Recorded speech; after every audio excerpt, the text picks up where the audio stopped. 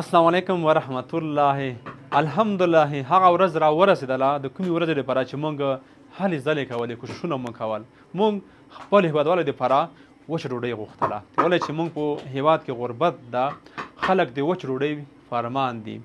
موږ د شهزاده له نوعې سره قرارداد لاسلیک کړلو چې ګڼ شمېر کورنیو ته به یې خیر ورسېږي او هره ورځ به راځي، کارت به ورکوي، 10 ګرمې ډوډۍ به وړي او هغې باندې به دوی روژه ماتی کوي. لکه څنګه چې نن د روژې مبارکه میاشت ده دغه د پیل شوله او ګڼ شمېر هېوادوال هغه دی راځي او کارت ورکوي او خپل کور ته ګرمه ډوډۍ وړي. الله پاک د هغه چا ته اجر ورکړي چې موږ سره په دې بهترین وخت کې او بهترین پروګرام کې ګډون وکړو او مرسته یې وکړه. الله همکاري ورسره وکړه. الله د دوی ته اجر ورکړي.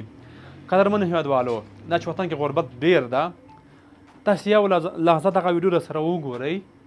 د همدغې نانوایۍ مخ ته ګڼ شمېر زموږ خویندې، زموږ یتیم بچیان، زموږ هغه مورګانې به ګورئ چې مریضې دي، ډېر په ستړي حالت کې دغه ځای ته راغلي دي. ولې راغلي دي؟ دوی په کور کې څه نه لري. که دوی په کور کې څه درلودای هېڅ کله به له کور نه وای وتلي. دوی په دې هیله دلته راغلي چې دغه ځای نه وچه ډوډۍ یوسي، نور هېڅ هم نه غواړي، فقط وچه ډوډۍ غواړي. راځئ بیا هم موږ تاسو ډېر وخت لرو، دا د روژې شروع ده، ډېر وخت شته. د دوی ټولو لیستونه موږ اخیستي دي، نومونه مو یاداښت کړي دي، ټلیفون نمبر یې هر څه مو یاداښت کړي دي. فقط دې ته انتظار دی چې موږ ورته زنګ وکړو چې ورور مرسته کړي، راځئ 15 او 10 خویندو ته موږ ډوډۍ دغه پروګرام شروع کېږي. دې ته انتظار دی. راځئ تاسې هم راسره برخه واخلئ او دغه بهترینه میاشته کې اویا چنده ثوابونه وګټئ.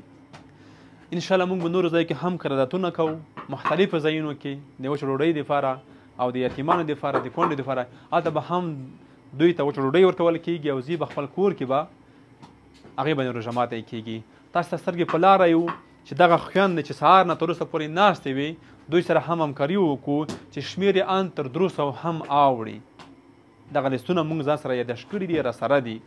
او که چا غوښتل چې موږ لیس ورته ورکړو، لیس هم ورکولی شو. دوی دې په خپل لاس سره همکاري وکړي، په خپل لاس سره کومک وکړي. بهترینه میاشته بیا هم وایم، راځئ لاسونه سره ورکړو او د دغو خویندو دغه هیلې ور پوره کړو چې وچه ډوډۍ فقط کور ته یوسي.